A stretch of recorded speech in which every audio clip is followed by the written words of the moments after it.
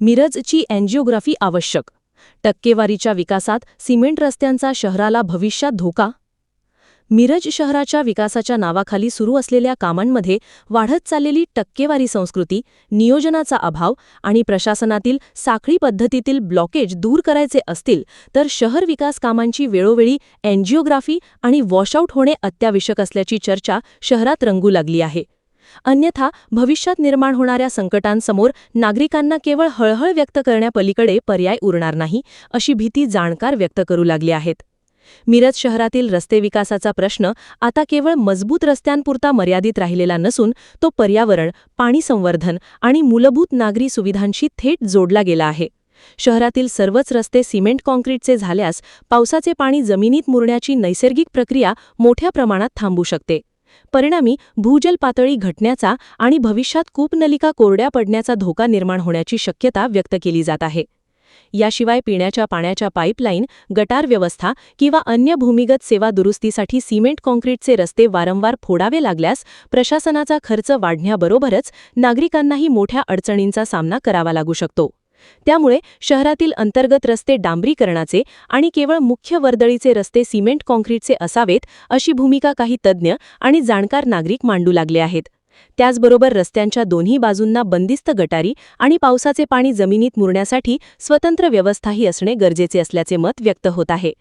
मिरज शहरात रस्ते वारंवार उखडले जाऊ नयेत या उद्देशाने संपूर्ण शहरात सिमेंट काँक्रीट रस्त्यांचा आग्रह धरला जात असला तरी शहरातील अनेक प्रमुख रस्ते अद्यापही अपूर्ण अवस्थेत आहेत.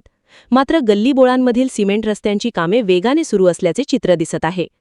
विकास कामांचा ध्यास घेतलेल्या लोकप्रतिनिधींनी मजबूत रस्त्यांवर भर दिला असला तरी त्यामागील दीर्घकालीन परिणामांचा अभ्यास होणेही तितकेच आवश्यक असल्याची भावना व्यक्त होत आहे.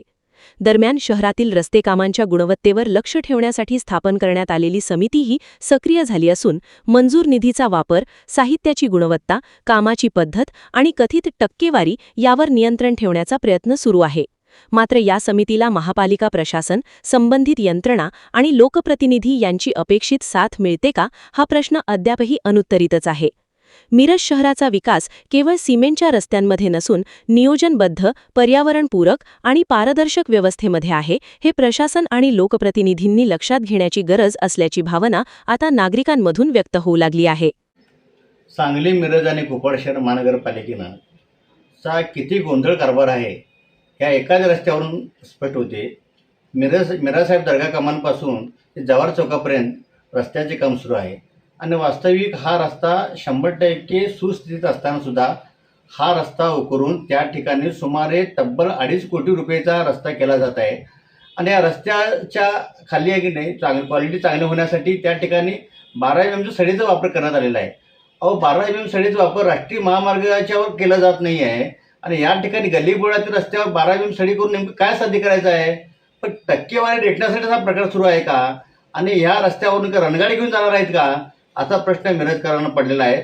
अतिशय एका बाजूला ज्या देशाचे पंतप्रधान नरेंद्र मोदी साहेब काटकसर करा म्हणून सांगत आहेत आणि त्याच ठिकाणी गल्लीबोळातील रस्त्यावर सुमार 2.5 कोटी रुपये खर्च केला जात असेल तर या संदर्भात प्रशासन ह्या महापालिकेच्या अधिकाऱ्यांना जाब विचारणार आहे का नाही आहे, असा प्रश्न पडला आहे. आणि या संदर्भात मिरज सुधार समिती या सगळ्या गोष्टीचा लेखाजोखा महानगरपालिकेकडून घेतल्याशिवाय राहणार नाही.